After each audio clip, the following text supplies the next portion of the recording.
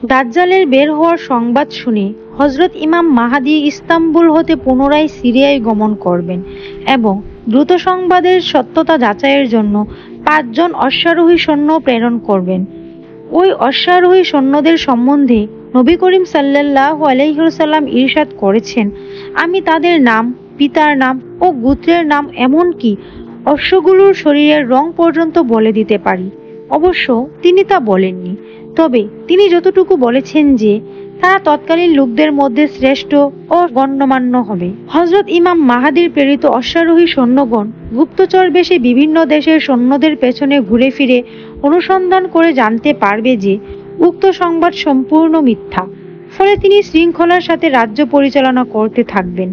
এর কিছুকাল পরে সত্যিই দাজ্জাল বের হবে। সে সর্বপ্রথম সিরিয়া ও ইরাকে আবির্ভূত হবে এবং নবুয়াতের দাবি করবেন। দাজ্জাল ইহুদি সম্প্রদায়ের মধ্য হতে আবির্ভূত হবে এবং নিজেকে মসিহ নামে পরিচয় প্রদান করবেন। তার ডান চক্ষু কানা ও মাথার চুল কুকরানো থাকবে। তার কপালে কাফ, ফা, রা এই ৩টি আরবি হরফ লিখিত থাকবে এবং সে প্রকাণ্ড এক গাধার পিঠে আরোহণ করে সর্বত্র গমন করবে। তার সাথে ৭০,০০০ ইহুদি অনুচর থাকবে। পাপিষ্ঠ দাজ্জাল সিরিয়া ও ইরাকের মধ্যবর্তী স্থানে আবির্ভূত হয়ে ইস্পাহানের দিকে গমন করবে এবং তার গমন পথে দুদিকের অসংখ্য লোককে হত্যা ও অগণিত লোককে ধর্মভ্রষ্ট করবে। তার অত্যাচারের সর্বত্র ত্রাস ও অরাজকতার সৃষ্টি হবে। এ সম্পর্কে হুজুর সাল্লাল্লাহু আলাইহি ওয়াসাল্লামের ভবিষ্যৎবাণী নিম্নরূপ। হযরত আনাস রাদিয়াল্লাহু তাআলা আনহা হতে বর্ণিত, হুজুর সাল্লাল্লাহু আলাইহি ওয়াসাল্লাম ইরশাদ করেন, ইস্পাহানের ৭০,০০০ ইহুদি দাজ্জালের অনুসরণ হবে। তাদের মাথা চাদরে ঢাকা থাকবে। মুসলিম। হযরত নওয়াস ইবনে সালমান রাদিয়াল্লাহু তাআলা আনহা বলেন, একদা রাসূল সাল্লাল্লাহু আলাইহি ওয়াসাল্লাম দাজ্জালের আলোচনা করে বললেন, যদি তার আবির্ভাব হয় আর আমি তোমাদের মাঝে বিদ্যমান থাকি, তখন তোমাদের মধ্যে আমি তার সাথে দলিল প্রমাণে বিজয়ী হব। যদি তার আবির্ভাবকালে আমি বিদ্যমান না থাকি, তখন তোমাদের প্রত্যেক মুসলমানদের জন্য আমার পরিবর্তে আল্লাহ হবেন সহায়ক। সুবহানাল্লাহ। সে হবে একজন জওয়ান, মাথার চুল কুকরানো, ফুলা চক্ষু বিশিষ্ট। আমি তাকে ইহুদি আব্দুল ইজাজা ইবনে কাতানের সাথে তুলনা করতে পারি। সুতরাং যে কেউ তাকে পাবে সে যেন তার সম্মুখে সূরা কাহাফের প্রথম অংশ পাঠ করে থাকে, কেননা এই আয়াতগুলো তোমাদেরকে দাজ্জালের ফিতনা হতে নিরাপদে রাখবে। সে সিরিয়া ও ইরাকের মধ্যবর্তী রাস্তা দিয়ে বের হবে এবং চলার পথে ডানে বামে ধ্বংসাত্মক ফাসাদ সৃষ্টি করবে। হে আল্লাহর বান্দা সকল, তোমরা দ্বীনের উপর অটল থাকবে। আমরা জিজ্ঞেস করলাম, ইয়া রাসূলুল্লাহ সাল্লাল্লাহু আলাইহি ওয়াসাল্লাম, সে কতদিন দুনিয়ায় অবস্থান করবে? তিনি বলেন, ৪০ দিন। তবে তখনকার একদিন হবে বর্তমানের ১ বছরের সমান, অন্য একদিন হবে ১ মাসের সমান, আর একদিন হবে ১ সপ্তাহের সমান। দিনগুলো হবে তোমাদের স্বাভাবিক দিনগুলোর ন্যায়। আমরা জিজ্ঞেস করলাম, ইয়া রাসূলুল্লাহ, আচ্ছা বলুন তো, সে একদিন যা ১ বছরের সমান হবে, সেদিন কি আমাদের পক্ষে একদিনের নামাজই যথেষ্ট হবে? তিনি বললেন, না, বরং সেদিন বর্তমানের একদিন পরিমাণ হিসাব করে নামাজ আদায় করতে হবে। আমরা জিজ্ঞেস করলাম, ইয়া রাসূলুল্লাহ, জমিনে তার চলার গতি কি পরিমাণ দ্রুত হবে? তিনি বললেন, সে হবে মেঘের ন্যায়, যার পেছনে প্রবল বায়ু রয়েছে। অতঃপর সে কোনো এক সম্প্রদায়ের নিকট আসবে এবং তাকে আহ্বান করবে। লোকেরা তার প্রতি ঈমান আনবে। তখন সে আকাশকে বৃষ্টি বর্ষণের নির্দেশ করবে, ফলে আকাশ বৃষ্টি বর্ষণ করবে। জমিনকে নির্দেশ করবে, ফলে জমিন ঘাস ফলাদি উৎপাদন করবে। লোকদের গবাদি পশু সন্ধ্যায় যখন ফিরবে, তখন উচ্চ কুচ বিশিষ্ট এবং দুধের স্তন ভর্তি কোমর টানিয়ে ফিরবে। অতঃপর দাজ্জাল এক কওমের নিকট এসে তাদেরকে নিজের খোদাইয়ের দিকে আহ্বান করবে, কিন্তু তারা তার দাবি প্রত্যাখ্যান করবে। তখন সে তাদের নিকট হতে প্রত্যাবর্তন করবে, আর সে কওমের লোকেরা মহাদুর্ভিক্ষে নিপতিত হবে, ফলে তাদের হাতে মাল সম্পদ কিছুই থাকবে না। অতঃপর দাজ্জাল একটি অনাবাদ বিরান জায়গা অতিক্রম করবে এবং তৎপ্রতি লক্ষ্য করে বলবে, তোমার অভ্যন্তরে যে গুপ্ত সম্পদ রয়েছে তা বের করে দাও।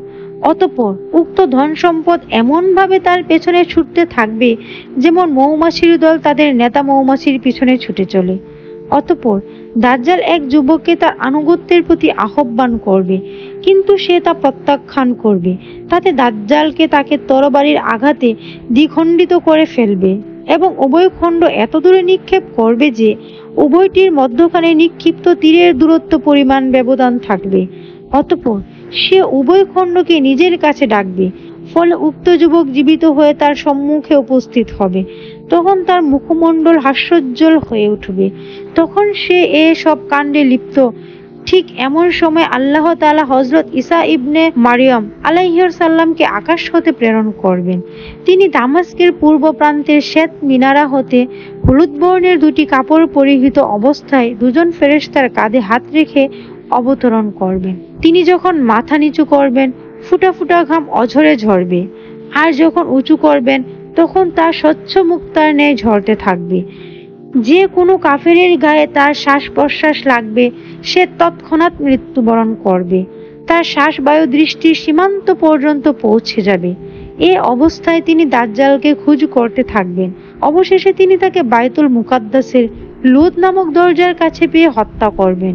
অতঃপর এমন একটি সম্প্রদায় হযরত ঈসা আলাইহিস সালামের নিকট আসবে যাদেরকে আল্লাহ তাআলা দাজ্জালের ফিতনা হতে নিরাপদে রেখেছেন।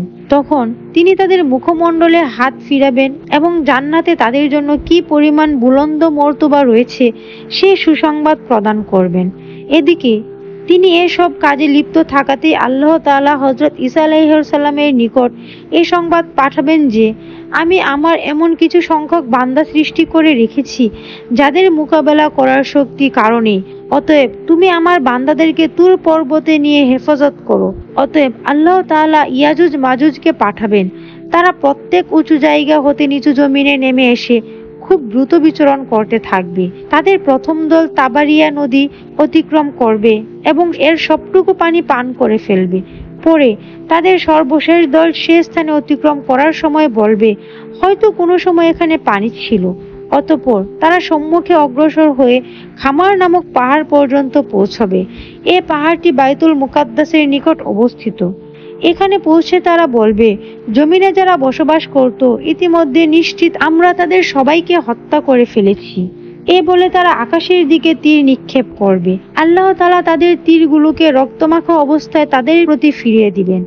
এই সময় আল্লাহর নবী হযরত ঈসা আলাইহিস সালাম ও তার সঙ্গীগণকে তুর পর্বতে চরম দুরবস্থায় অবরোধ করা হবে, অর্থাৎ তারা ভীষণ খাদ্য সংকটের সম্মুখীন হবে। এমনকি তাদের কারো কারো জন্য একটি গরুর মাথা এক যুগের 100 দিনার স্বর্ণ মুদ্রা অপেক্ষা অধিক মূল্যবান হবে। এই চরম অবস্থায় আল্লাহর নবী ঈসা আলাইহিস সালাম তার সঙ্গীগণ আল্লাহর দিকে রুজু হবেন এবং ইয়াজুজ মাজুজের ধ্বংসের জন্য ফরিয়াদি দোয়া করবেন। অতঃপর আল্লাহ তাআলা ইয়াজুজ মাজুজের গলার্ধের উপর বিষাক্ত কীটের আযাব নাজিল করবেন। এই কীট উট বকরির নাকের মধ্যে জন্ম নেয়, ফলে মুহূর্তের মধ্যে তারা সমূলে ধ্বংস হয়ে যাবে। অতঃপর আল্লাহর নবী হযরত ঈসা আলাইহিস সালাম ও তার সঙ্গীগণ পর্বত হতে জমিনে নেমে আসবে, কিন্তু ইয়াজুজ মাজুজদের মরদেহের চর্বি ও দুর্গন্ধ হতে মুক্ত এক বিগত জমিনও খালি পাবে না। তখন আল্লাহর নবী ঈসা আলাইহিস সালাম তার সঙ্গীগণ আল্লাহ তাআলার নিকট ফরিয়াদ করেন। অতঃপর আল্লাহ তাআলা বুকতি উটের গলার্ধের ন্যায় লম্বা লম্বা গর্দান বিশিষ্ট পাখির ঝাঁক প্রেরণ করবেন। পাখির দল তাদের মরদেহ সমূহ তুলে নিবে এবং যেখানে আল্লাহর ইচ্ছা সেখানে নিক্ষেপ করবে। এক রেওয়ায়াতে আছে তাদের মরদেহগুলো নবহল নামক স্থানে নিয়ে ফেলে দিবে এবং মুসলমানগণ তাদের ধনুক তীর ও তীর রাখার কুশসমূহ 7 বছর পর্যন্ত লাকড়ি স্বরূপ জ্বালাতে থাকবে। অতঃপর আল্লাহ তাআলা প্রচন্ড বৃষ্টি বর্ষণ করবেন, যাতে জনবসতির কোনো একটি অংশ ছাই তা মাটির কিংবা পশমের ঘর হোক বাদ থাকবে না, ধৌত করে পরিষ্কার করে দিবেন। অবশেষে তা আয়নার ন্যায় স্বচ্ছ ও পরিচ্ছন্ন হয়ে যাবে। তারপর জমিনকে বলা হবে, তোমার ফল ফলাদি বের করো এবং কল্যাণ ও বরকত ফিরিয়ে আনো। ফলে সে সময় এক জামাত লোক একটি ডালিম পরিতৃপ্ত সহকারে খাবে এবং সেই ডালিমটির খোসার নিচে লোকেরা ছায়া গ্রহণ করবে। আর দুধের মধ্যে বরকত দান করা হবে। একটি উটের দুধ একদল লোকের জন্য, একটি গাভীর দুধ এক গোত্রের মানুষের জন্য এবং একটি বকরির দুধ একটি পরিবারের জন্য যথেষ্ট হবে।